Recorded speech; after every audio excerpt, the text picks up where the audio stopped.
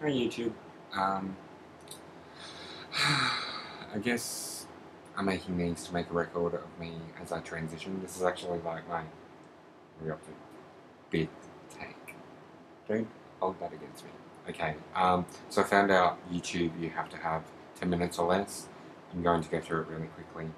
Um, so I'm hoping to be female.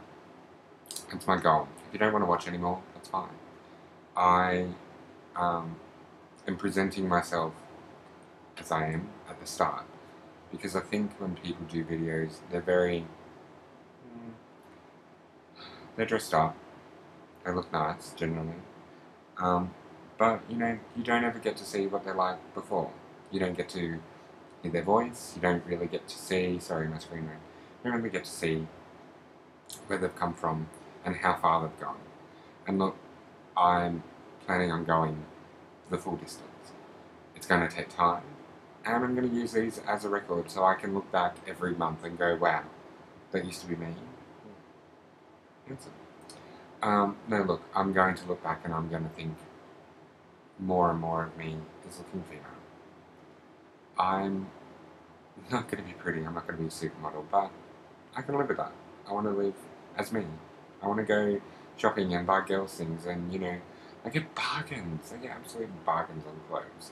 It's not the reason why I'm doing it. So look, I'm going to tell you my story. Um, I've always felt that I was wrong. I know that sounds silly. I felt that I was in the wrong gender. And I prayed and prayed and prayed, as you do. Please, if you can't make this happen, then make something good come in my life. I ended up fat. I ended up tall. I'm 6 foot. And I'm 100 kilos. Let's say 100. Girl never tells. That's how heavy she is. Um, look, um, it's taken me ages to come to grips with it. And, I've always dressed up. I have always dressed up. In my mum's clothes when I could fit in them, in my sister's clothes when I could fit in them, and then when I could fit in them again because she got a bit big. And then when I left school, there's a couple of incidences where I dressed up. And, New Year's Eve party, and I had short hair and wore a dress and this top, and I thought I looked fucking hot. I was so drunk. And I went and hit on these guys. It was very embarrassing. And a friend of mine had to go, oh, he thinks that he's a girl. And I mean, she's a really good friend, but anyway, she put up with me. And then, I moved to Brisbane in Australia. That's where I am. And I thought, give it another go. I want to see how I go.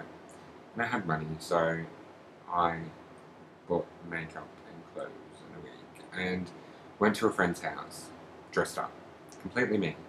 And I loved it. I felt so free. You have no idea. It's it was. They looked at me and they thought that I was female. I looked so good, so good. Oh, stunning. And I had fake boobs in as well, by the way, which just added to it. Anyway, I went along with it for a week, and I went shopping, and I did everything you were meant to, and I went back to work, and I had to stop doing it. I had to put back on boys' clothes, and I had to just accept that that was going to be me. Maybe I could do it every now and again and be happy.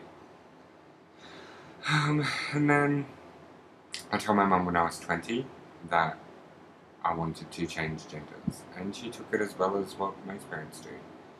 She didn't like the fact, and I didn't push it.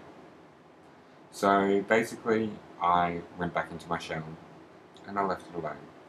And then, and I kind of mentioned it a few times to my friends and the ones that knew, and they were very accepting of it, and they didn't care. That, they loved me for who I am.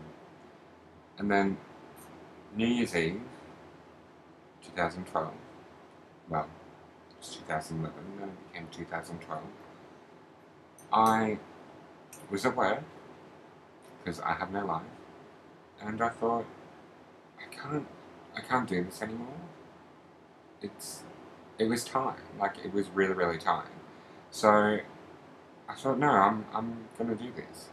And so I told my sister that this this wasn't me, that I needed to change. And she already knew. She knew from last time I talked to her when I was 20.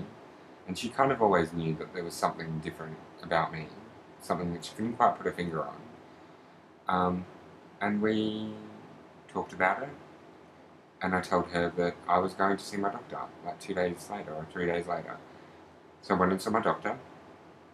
This is yesterday, and she was like this. She's a very lovely woman, very, very lovely woman. And I see her because I'm diabetic, insulin dependent. I turned around to her and I said, I have something sensitive to talk to you about. And she went, oh, usually when people say that, it's because they want to talk about sex. So I'm going to tell you what I said, and then I'm going to I'm going to do her face so that you can see. And it was really confronting. So I've gone, I have gender dysphoria, and I think that I should have been born female. So this is her face when she first said, it's usually about sex.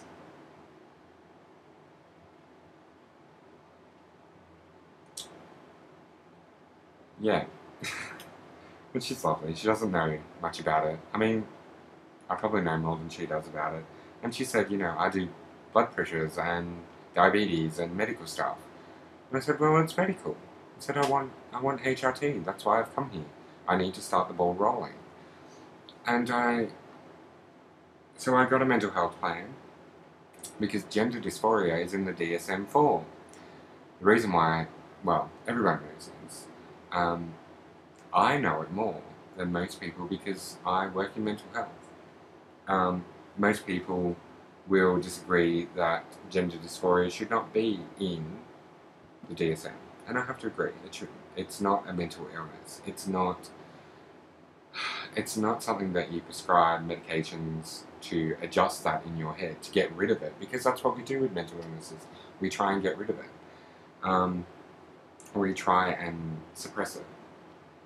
But no, HRT is the only way that this is going to, I guess, be fixed. So basically, I said to her about it. She gave me a mental health plan. I have an appointment coming up in 19 days with the counsellor. The counsellor's a male. A bit worried about that, but I'm not going to go dressed up and be really flamboyant. I'm going to be me. And I'm very pushy, and I'm very confident. And I'm going to say to him, this is what I want. I want HRT, or I want you to find out how I can get on HRT. I'm happy to do sessions, and I'm happy to talk about it, but unless you've been through it, what are you going to do? You can't stop me from thinking this way. Sorry, that's me getting defensive. Look, we'll probably need to see a psychiatrist, and I'm a bit worried about that. The reason why I'm worried is because I work in mental health. And I'm sure that they're worried about it too, because I have to get a mental health assessment. And the thing is, I do those assessments on people. I love my job, and I wouldn't change it for the world, but, I think they're going to be a bit worried. So, first video, me as a person, big guy, I have boobs already, don't need to work on that. I'm hairy. I will probably from now do movies where I am me, where I have full makeup on, I have a wig, it looks meh, it wouldn't be possible on the street, but it's possible at home. And plus I really like long hair and playing with it, it's fun. There's things that I want to work on, and the things that I want you to point out. So in my next videos, when you see me done up, don't be harsh.